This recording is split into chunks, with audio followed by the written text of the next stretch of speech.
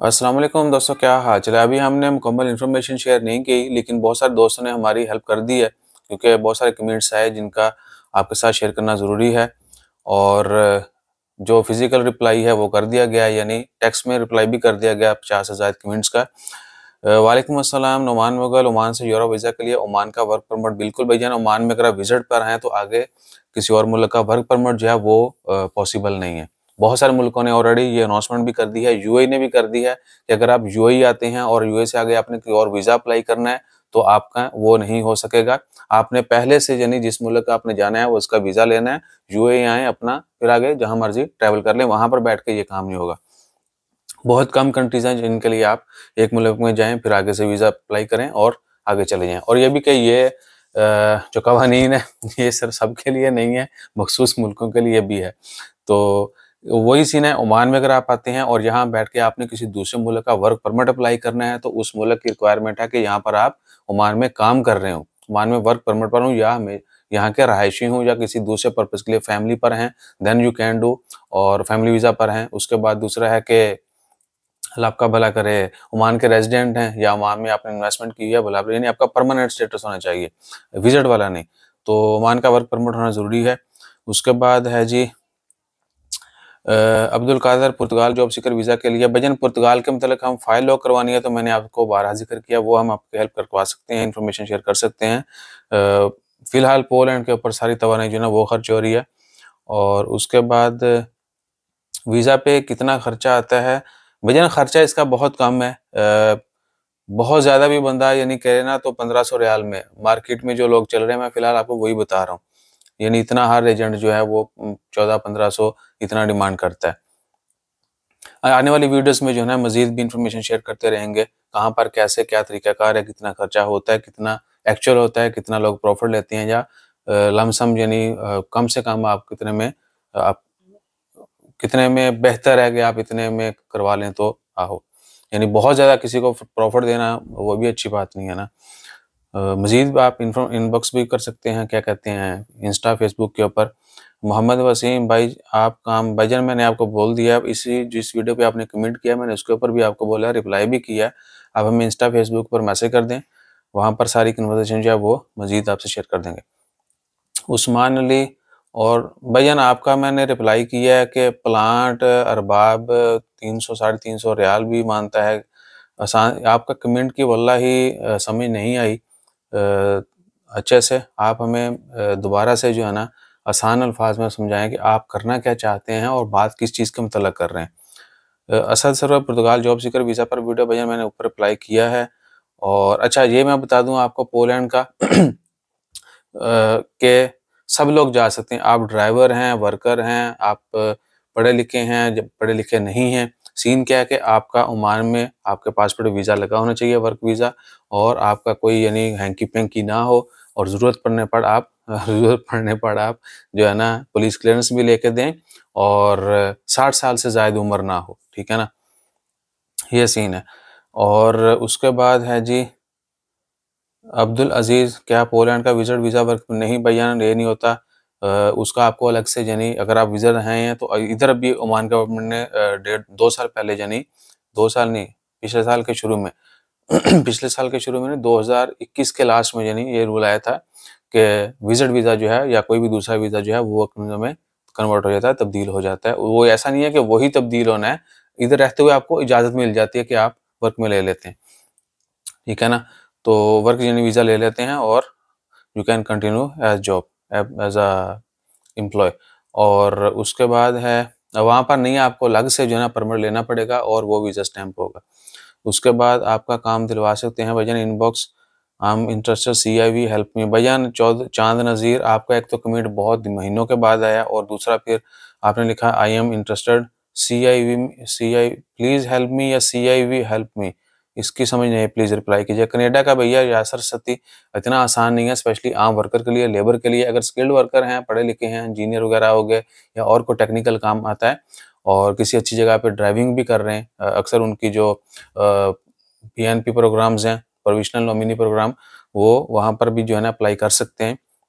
लेकिन उसका मतलब भी थोड़ा टाइम दें हमें, मज़ीद इन्फॉर्मेशन शेयर करेंगे। जॉब्स इन यूरोप, ये दोस्त कहते हैं कि हम भी काम करते हैं, दोस्त अब इनसे राब्ता करें, भैया देख लें आपने कोई इन्फॉर्मेशन शेयर नहीं की, आप अपने करीब-करीब बहुत सारे लोग हैं, वहाँ पर लोगों की हेल्प करें, उसके बाद मज़ीद चेन बनती जाएगी। सो फाइनली क्रोएशिया के बारे में भैया हम फ़िलहाल उसके ऊपर जनी नहीं वर्क कर रहे, और ओमान में एम्बेसी नहीं है क्रोएशिया की।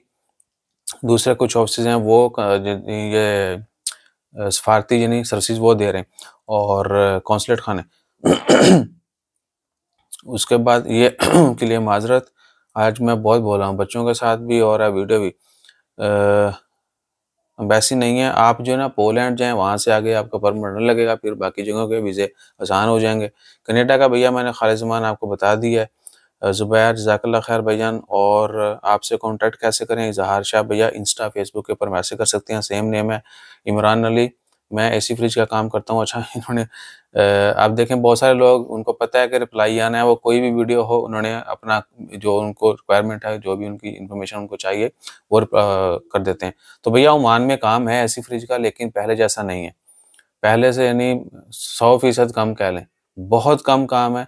और उसकी रीज़न यही है कि जो लोग हैं वो अच्छे से काम करना चाहते हैं, ज़्यादा काम करना चाहते हैं, और बाकी बहुत सारी वीज़ों की पाबंदी जो है वो भी एक इशू है।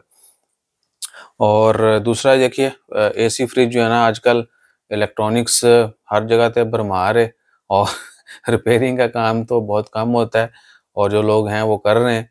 और विंडो एसी का ज़माना जो नहीं ख़त्म होता जा रहा है। विंडो एसी जब होते थे तो फिर ये इस काम के लिए मैन पावर की ज़रूरत ज़्यादा होती थी। ओमान का लाइसेंस किस-किस कंट्री में? भैया ओमान का लाइसेंस किस-किस कंट्री में चलता है? चौधरी चाँद चीमा, उसामा चीमा, चाँद और थे कोई। एक चाँद चीमा हमें कमेंट किया करते थे 2 साल पहले शुरू-शुरू में। तो ओमान का लाइसेंस भैया बहुत सारी कंट्री में चल जाता है, लेकिन एज़ टेम्परेरी ड्राइविंग, आप विज़िट पे हैं और रेंट की गाड़ी चलाना चाहते हैं या आप खुद लेके गए हैं तो यू कैन ड्राइव। प्रोफेशनली यानी बहुत कम कंट्री में होता है, और चेंज करवा सकते हैं, लेकिन उसके लिए भी आपका ओमान का लाइसेंस जो है ना वो वैलिड होना चाहिए, और ओमान से पुलिस क्लियरेंस सब कुछ होना चाहिए, उसके बाद वहाँ उस मुल्क का चेंज होगा। बोला भला भाईजान, बहुत शुक्रिया आपके, मज़े-मज़े कर जांदे हो। और जज़ाकल्लाह खैर तमाम दोस्त सब आपका। भाई कोई सही एजेंट का बताएँ भाईजान, हम आपको इन्फॉर्मेशन तो शेयर कर रहे हैं, और सही एजेंट देखिए, एजेंट वही सही है जो कम पैसों में काम करवाए और कम वक़्त में करवाए, और अथेंटिक हो। यानी अगर और एक और चीज़ बता दें आपको, वर्क परमिट इश्यू होने में कोई मसला मसाइल नहीं होता है। आपने पासपोर्ट की कॉपी देनी है, आपकी कॉपी पोलैंड जानी है, वकील ने पेपर तैयार करने हैं, आपका वर्क परमिट लग जाना है। वो पेपर आपको इधर डीएचएल के ज़रिए मिलने हैं, उसकी फ़ीस जो है ना 40 रियाल होती है मिनिमम। ठीक है जी। और 25 से 40, और उसके बाद क्या है कि वो जो वर्क परमिट है वो आपने अपने बाकी जो फाइल बनानी है उसका साथ लगा के रेलिवेंट ऑफिस में जमा करवा देना है वीज़ा स्टैंप के लिए। ठीक है, और वीज़ा का मैंने आपको बता दिया था, लोग यही नहीं बताते कि वीज़ा कितना स्टैंप होना है। ठीक है ना। So brother you not understand resentment, Azam Ali 1 to 7 घंटे पहले। भाईजान अब मैं इसको खुद समझूं या आपको समझाने में सारा वक्त गुजार दूं? बहरहाल क्लियर कमेंट किया करें, brother you not understand resentment. Resentment क्या है? एनी हो, शेयर वली अफरीदी भैया मैंने आपको बता दिया। इंस्टा फेसबुक के ऊपर इनबॉक्स कर दें, मजीद इन्फॉर्मेशन वहाँ पर भी शेयर कर दी जाएगी।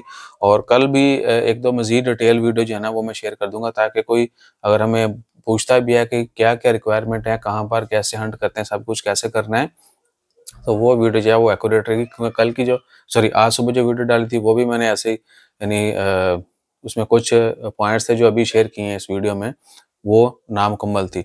इसलिए मैंने बोला था कि अगर आपके ज़हन में कोई क्वेश्चन आ रहा है तो नीचे कमेंट कीजिएगा, ताकि मज़ीद जो हम नेक्स्ट में वो भी ऐड कर दें। उसके बाद ओमान में माउंटेन, अच्छा ये दीगर कमेंट्स हैं, इनके मैंने वो रिप्लाई कर दिए। वीडियो पहले काफ़ी लंबी होगी। अपना ख्याल रखिएगा, दुआ में याद रखिएगा, और हमारा ख्याल रखने के लिए आपने लाइक शेयर सब्सक्राइब करना है। और दूसरी चीज़ ये कि भैया थोड़ा सा वेट किया करें, स्पेशली टिकटॉक वाले ठीक है ना, क्योंकि प्रायोरिटी आज भी यूट्यूब के ऊपर कमेंट्स को पहली प्रायोरिटी दी जाती है, टिकटॉक, फेसबुक, इंस्टा वहाँ पर बाद में जाया जाता है। और इस तरह की वीडियो के ऊपर इतने कमेंट आते हैं, व्यूज़ घट आते हैं तो कमेंट बहुत ही आते हैं। फिर वो लोग बैठे होते हैं कि भैया नहीं ऐसी शर्त लाई हुई है, सानू रिप्लाई पहले करो, हुणे ही करो। सही है, तो ये काम नहीं किया करें, थोड़ा वेट करें।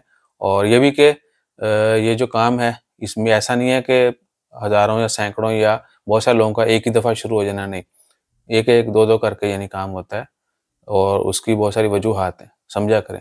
अपना ख्याल रखिए, दुआ में याद रखिए। जज़ाकल्लाह। अल्लाह हाफ़िज़। 10 मिनट लगाते हैं।